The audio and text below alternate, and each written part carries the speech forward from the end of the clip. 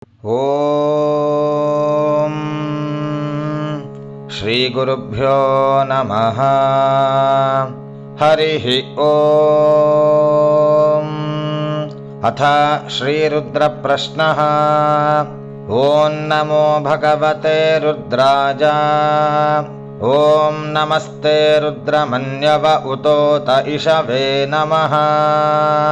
నమస్తే అస్తు ధన్వనే బాహుభ్యాముదతే నమః. జాత ఇషు శివతమా శివం బభూవతే ధనుః. శివాశరవ్యా జాతవత జానో రుద్రమృడజా. జాతే రుద్ర శివా తనూరఘోరా పాపకాశినీ. తయానస్తనువా శంతమయా గిరిశంతాభిచాకషీః. యామిషుంగిరిశంతహస్తే బిభర్ష్యస్తవే. శివాంగిరిత్రతాం కురు మాహి గుంసీః పురుషం జగత్. శివేన వచసా త్వా గిరిశాచ్ఛావదామసి. యథా నః సర్వమిజ్జగదయక్ష్మగుం సుమనా అసతు. అధ్యవోచదధివక్తా ప్రథమో దైవ్యోభిషక్. అహీగశ్చ సర్వాన్ జంభయన్ సర్వాశ్చ జాతు ధాన్యః. అసౌ యస్తామ్రో అరుణ ఉత బభ్రుః సుమంగళః. ये चेमागुं रुद्रा अभितो दिक्षु श्रिताः सहस्रशो वैशागुं हेड ईमहे. असव्यो वसर्पति नीलग्रीवो विलोहितः. उतैनं गोपा अदृशन्नदृशन्नुदहार्यः. उतैनं विश्वाभूतानि सदृष्टो मृडजातिनः. नमो अस्तु नीलग्रीवाय सहस्राक्षाय मीढुषे. अथो ये अस्य सत्त्वानो हन्तेभ्यो करन्नमः. प्रमुञ्च धन्वनस्त्वमुभयोरार्त्नियोर्ज्याम्. याश्च ते हस्त इषवः पराता भगवो वपा. अवतत्यधनुस्त्वगुं सहस्राक्षशते शुधे. निशीर्य शल्यानां मुखा शिवो नः सुमना भव. विद्यन्धनुः कपर्दिनो विशल्यो बाणवागुम् उत. अनेशन्नस्येषव आभुरस्य निषङ्गथिः. याते हेतिर्मीढुष्टमहस्ते बभूवते धनुः. तयास्मान् विश्वतस्त्वमयक्ष्मया परिभुजा. नमस्ते अस्त्वायुधाय नातताय धृष्णवे. उभाभ्यामुतते नमो बाहुभ्यां तव धन्वने. परिते धन्वनो हेतिरस्मान् वृणक्तु विश्वतः.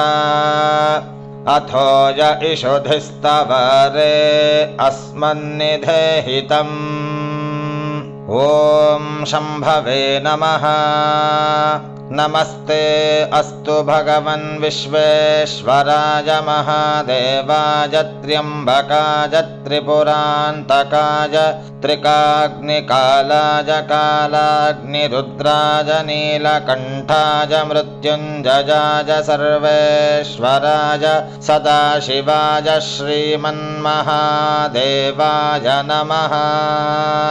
नमो हिरण्यवाहवे सेनान्ये दिशां च पतये. नमो नमो वृक्षेभ्यो हरिकेशेभ्यः पशूनां पतये. नमो नमः सस्पिञ्जराय त्विषीमते पथीनां पतये. नमो नमो बभ्लुषाय विव्याधिनेन्नानां पतये नमो नमो हरिकेशायोपवीतिने पुष्टानां पतये नमो नमो भवस्य हेत्यै जगतां पतये नमो नमो रुद्राय तताविने क्षेत्राणां पतये नमो नमः सूताय हन्त्याय वनानां पतये नमो नमो रोहिताय स्थपतये वृक्षाणां पतये नमो नमो मन्त्रिणे वाणिजाय कक्षाणां पतये नमो नमो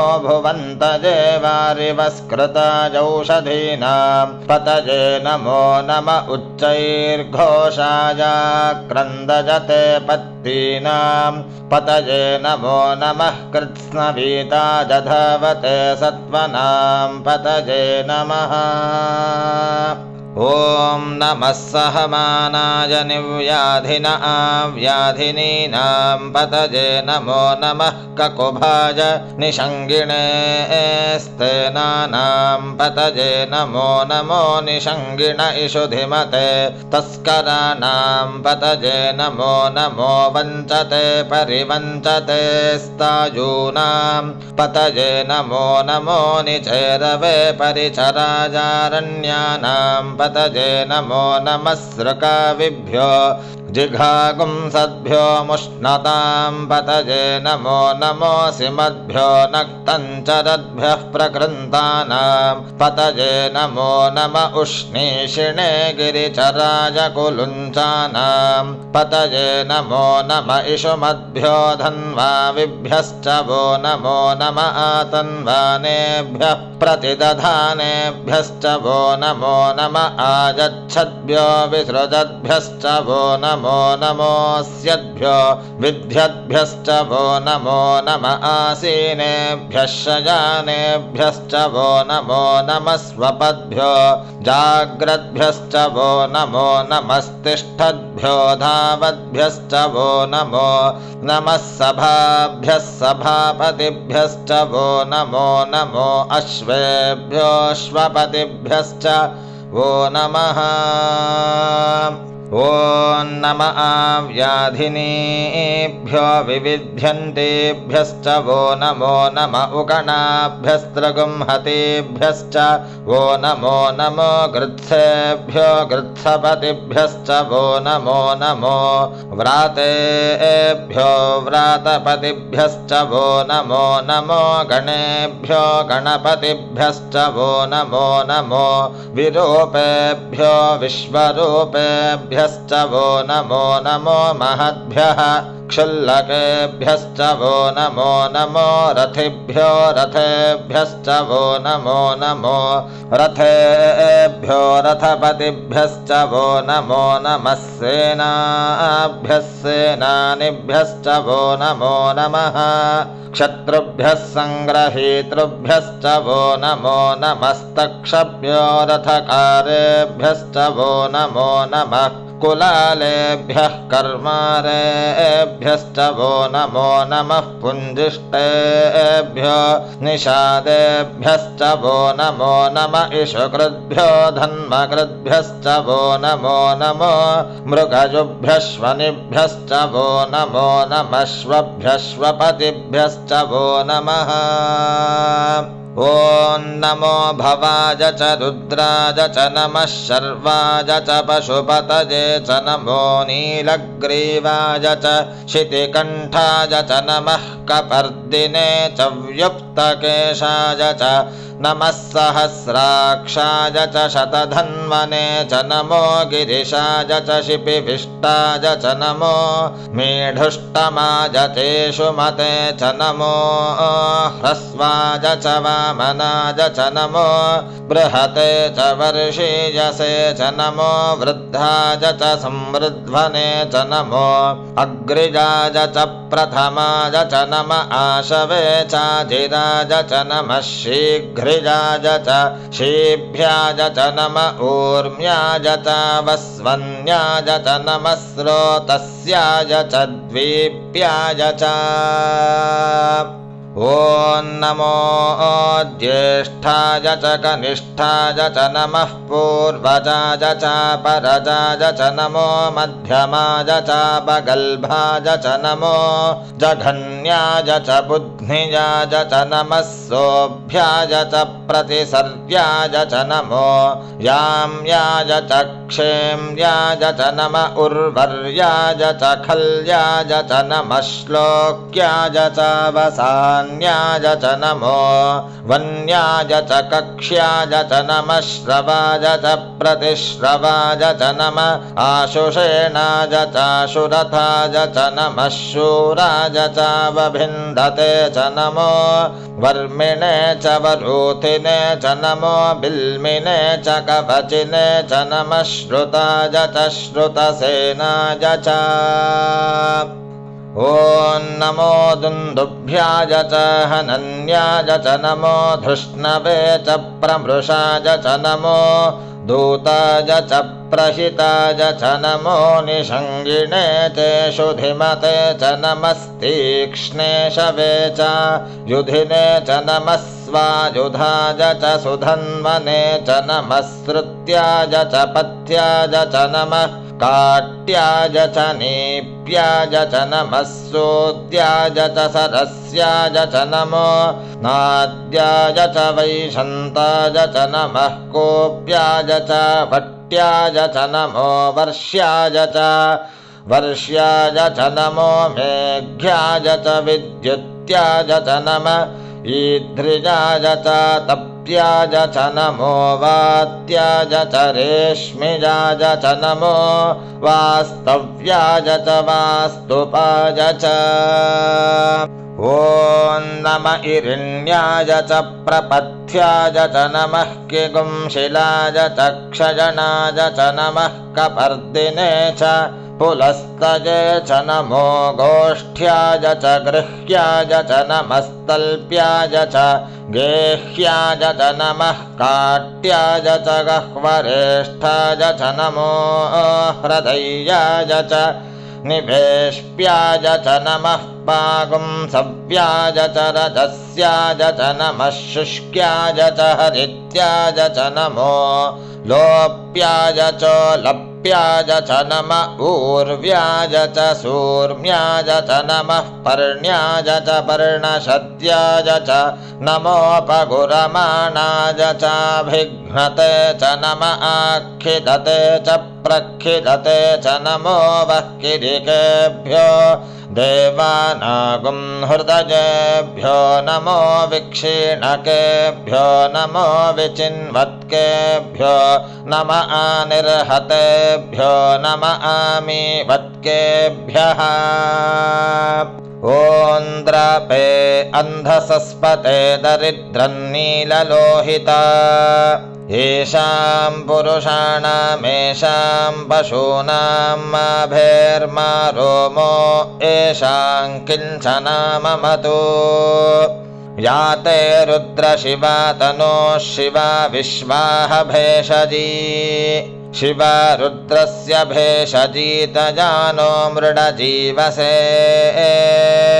इमागुं रुद्राज तपसे कपर्दिने क्षयद्वीराज प्रभरामहे मतिम् यथा नः शमसद्विपदे चतुष्पदे विश्वं पुष्टं ग्रामे अस्मिन्ननातुरम् मृडानो रुद्रोतनो मजस्कृधि क्षयद्वीराज नमसा विधेमते यच्छञ्च योश्च मनुरायजे पिता तदश्यामतव रुद्रप्रणीतौ मानो महान्तमुतमानो अर्भकं मान उक्षन्तमुतमान उक्षितम् मानो वधेः पितरं मोतमातरं प्रियामानस्तनुवो रुद्ररीरिषः मानस्तोकेतनजे मान आयुषि मानो गोषु मानो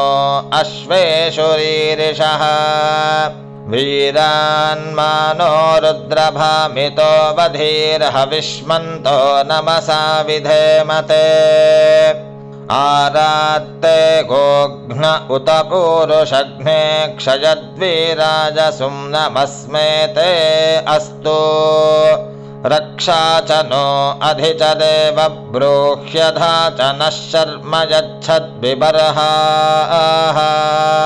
स्तुहि श्रुतं गर्तसतं युवानं मृगन्न भीममुपहत्नुमुग्रम् मृडाचरित्रे रुद्रस्तवानो अन्यन्ते अस्मन्निवपन्तु सेनाः परिणो रुद्रस्य हेतर्वृणक्तुपरित्वेषस्य दुर्मतिरघाजोः अपस्थिरमघवद्भ्यस्तनुष्वमीढ्वस्तोकाजतनजाज मृडजा मीढुष्टमशिवतमशिवो नः सुमना भव परमे वृक्ष आयुधन्निधाज कृत्तिं वसान आचर पिनाकं बिभ्रदागहि विकिरिदविलोहित नमस्ते अस्तु भगवः यास्ते सहस्रगुं हेतजोऽन्यमस्मन्निवपन्तु ताः सहस्राणि सहस्रधा बाहुवोस्तव हेतजः तासामीशानो भगवः पराचीनामुखाकृधि ॐ सहस्राणि सहस्रशो ये रुद्रा अधिभूम्यां तेषागुं सहस्रजो जने वधन्वानि तन्मसि अस्मिन्महत्यर्णवेऽन्तरिक्षे भव अधि नीलग्रीवाश्रितिकण्ठाः शर्वा अधः क्षमाचराः नीलग्रीवाश्रितिकण्ठादिवगुं रुद्रा उपश्रिताः ये वृक्षेषु सस्पिञ्जरा नीलग्रीवा विलोहिताः ये भूतानामधिपतयो विशिखासः कपर्दिनः ये अन्नेषु विविध्यन्ति पात्रेषु पिबतो जनान् ये पथां पथि रक्षय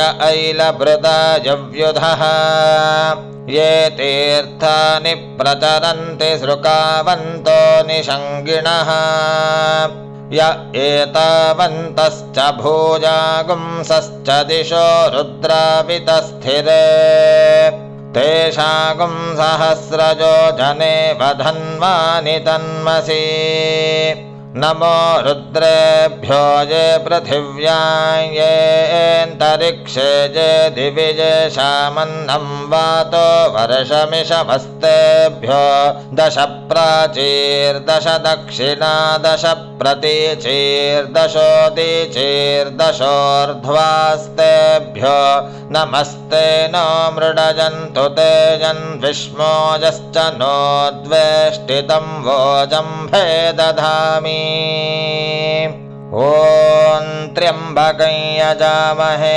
सुगन्धिं पुष्टिवर्धनम् उर्वारुकमिव बन्धनान् मृत्योर्मुक्षीयमामृतात् यो रुद्रो अग्नौ यो अप्सु यवोषधीषु यो रुद्रो विश्वा भुवना विवेश तस्मै रुद्राय नमो अस्तु तमुष्टु हिजस्विषुः सुधन्वा यो विश्वस्य क्षयति भेषजस्य यक्ष्वामहेसौ मनसा च रुद्रं नमोभिर्देवमसुरन्दुवस्य अजं मे हस्तो भगवान् अजं मे भगवत्तरः अजं मे विश्वभेषजोऽयं शिवाभिमर्शनः ये ते सहस्रमयुतं पाशा मृत्योर्मर्त्या जहन्तवे तान् यज्ञस्य मायया सर्वानवयजामहे मृत्यवे स्वाहा मृत्यवे स्वाहा ॐ नमो भगवते रुद्राय विष्णवे मृत्युर्मे पाहि प्राणानां ग्रन्थिरसि रुद्रो मा विशान्तकः तेनान्नेनाप्यायस्व सदा शिवो